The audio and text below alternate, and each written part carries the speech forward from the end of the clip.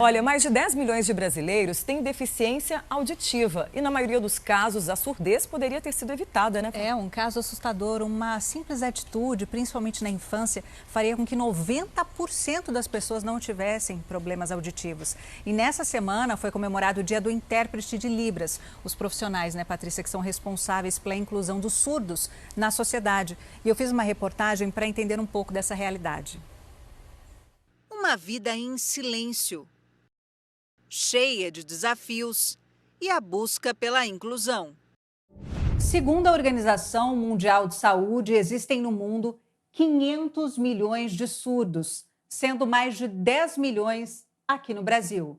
Desse grupo, 2,7 milhões têm uma deficiência auditiva profunda, ou seja, não ouvem nada, e precisam de intérpretes para se comunicarem.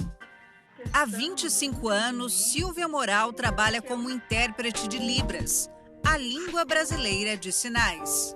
Silvia, como que é o dia a dia de uma intérprete de Libras? A gente acompanha o surdo nas situações do dia a dia deles, que contempla desde questão escolar, ida em lugares públicos como prefeitura, bancos, ida médico. Então, o dia a dia, sim, você participa da particularidade da vida de uma pessoa surda. Doutor, qual a importância da linguagem de Libras para as pessoas surdas? A pessoa surda, através da linguagem de sinais, da língua de sinais, ela pode se expressar, ela pode se desenvolver integralmente todas as possibilidades cognitivas, afetivas e emocionais. Dessa maneira que ela vai ser incluída e integrada na sociedade. Por isso é absolutamente fundamental que os pais de crianças surdas estabeleçam contato com a língua de sinais, Libras, o mais cedo possível. Porque aceitar a surdez dos filhos como uma diferença a ser vencida e que a Libras é absolutamente importante e é a solução para a comunicação. Normalmente a pessoa nasce surda ou ela desenvolve a deficiência auditiva ao longo da vida? Uma pequena porcentagem dos surdos, algo como uns 10%, mais ou menos, nascem surdos. Geralmente por problema genético ou porque quando a mãe dessa pessoa surda estava grávida, ela acabou tendo rubéola durante a gravidez. A grande maioria, algo como 90%, ficam surdas por doenças adquiridas depois que elas nasceram. E geralmente esse quadro podia ser evitado. Na infância, se tivesse uma vacinação adequada e mesmo quando a mãe estava grávida contra rubéola previamente, essa surdez poderia ser evitada. Outra coisa também que faz muita diferença são as infecções de ouvidos, né? Então, se você evitar e tratar bem as otites, você tem menos chance de surdez na infância. No adulto, as coisas estão muito mais ligadas ao excesso de ruído, né? A Maria Carla é pedagoga, casada, tem 3 filhos e uma neta e ela tem deficiência auditiva. Maria Carla, quais são os principais desafios que os surdos enfrentam?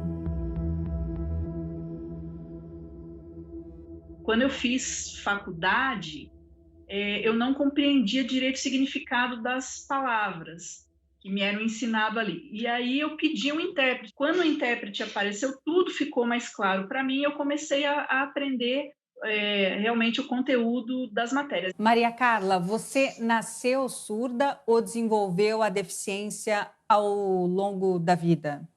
Eu nasci ouvinte e depois 2, 3 meses eu comecei a ter uma inflamação no ouvido e a minha audição começou a diminuir e aí depois perceberam que eu era surda.